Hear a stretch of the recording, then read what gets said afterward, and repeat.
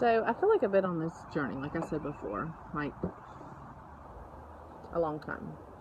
And a few years ago, I found Trim Healthy Mama. I'm sure y'all have heard of it. Maybe you haven't. I don't know. But they take a lot of almost the same information as keto, and but they kind of have like where you can pick and choose when you're going to eat a fat-fueled meal, when you're going to eat a what do they call it, an energy meal. And so they break things down. Basically, I'm not going to talk about the Trim Healthy Mama plan because it's a great plan. It works for most people. It works really well because I've learned a lot more. I feel like it has its place, but you have to do it in a certain way. Whereas keto is pretty easy. You just, once you learn the food you can eat, you eat that. And you learn the food you don't need to be eating, don't eat those. So it's pretty easy. But if y'all have the cookbook, or if you want to look online for some of their recipes, and once you get into, I'll make another video on the different profiles. Like if some of you may end up eating carbs a couple times a week, and that's completely okay. So you can have those carbs. I would say stay away from the grains, the wheat, the pasta. I would definitely stay away from that. But maybe like potatoes and maybe some rice. I'm trying to think some of the maybe some quinoa, some things like that you might want to do. That's where I was just going to say, this Trim Healthy Mama cookbook, and even online you can find the Trim Healthy Mama things. I like how they have things separated out, because their S meals, what is that? Their satisfying meals are basically a keto meal, like full fat, full protein, not like a moderate amount of protein, and very low carb. So their S meals, their satisfying meals, very ketogenic. And then they have their energizing meals, which again, in the profiles we'll talk about later in the keto diet, there's some meals that you can have at night.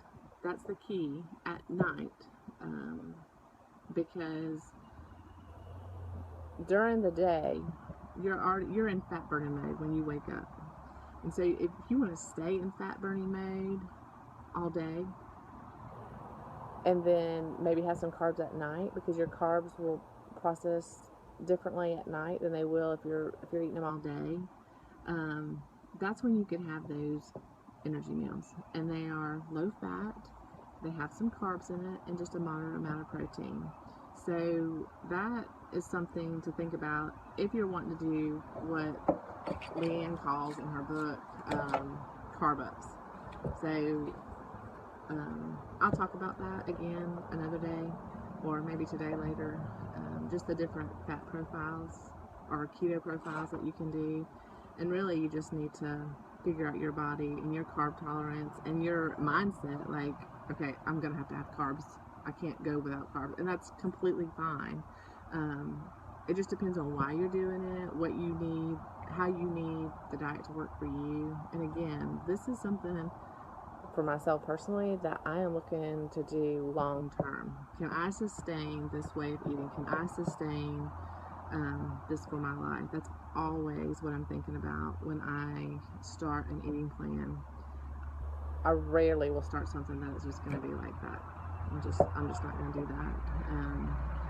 So through my journey, I feel like I've landed on the perfect way of eating for me, because I'm not killing myself in the gym, I'm not killing myself running, but I'm eating well, and I'm satisfied, and I feel good, and my mind's clear, and I have energy, and so I feel like it's really, really good, and it's something that I can do for the rest of my life. So am I going to be perfect?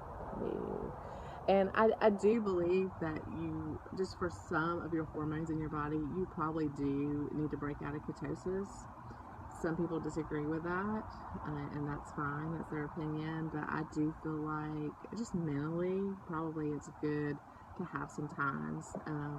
But Leanne says, and I completely get this, that really if you're going to do carb ups and that kind of thing, that you should do them after you've been eating a ketogenic diet for about 3 weeks. Like, get all that carbs and all that yuck and toxic stuff out of your system first, and just allow your body to switch over to burning fat instead of fuel. Our bodies are super smart, and once you put sugar back in, it's going to want to use that because it doesn't know. When I say they're smart, but sometimes I don't know, because your body does not realize that you're going to get to eat again. And so once it uses up and gobbles up all that sugar, you're going to feel like you're starving again, because your body wants to know when it's going to be fed again. So it's good to get yourself into a fat burning mode first. And then if you want to start introducing, I don't want to call it a cheat day, because when you call something a cheat day, it's more like, okay, I had to be really strict and had to do all this, and now I have my free day. I don't think that's a healthy mindset, because you have to realize, what am I doing this for? Why am I eating this way? Is it so that I can get to a certain point, or is it so that I can be healthy for the rest of my life, so I can get off medication? So I wouldn't consider it a cheat. I'm not saying you'll never have a cupcake and you'll never eat at a birthday party and you'll never have ice cream. But I think that we have to look at it differently. Our mindset needs to be different.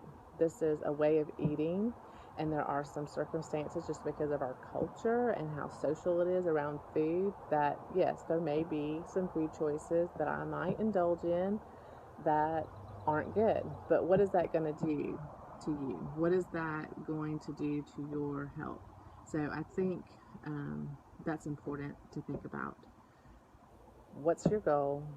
Why am I doing this? And how can I reach that goal? And what do I need to do to make sure I can keep doing it? So that's why I really like this book, because most of the other books that I've read on the ketogenic lifestyle are very hardcore, like, no, this is the way you have to eat for the rest of your life. And that's not necessarily true. Like, if you can find a way, once you get your body where you want it, to indulge every now and then you can sustain this, and then you just hop right back into eating ketogenic again. So it's not something that's not doable. So I just wanted to talk to you a little bit about that, and let you know that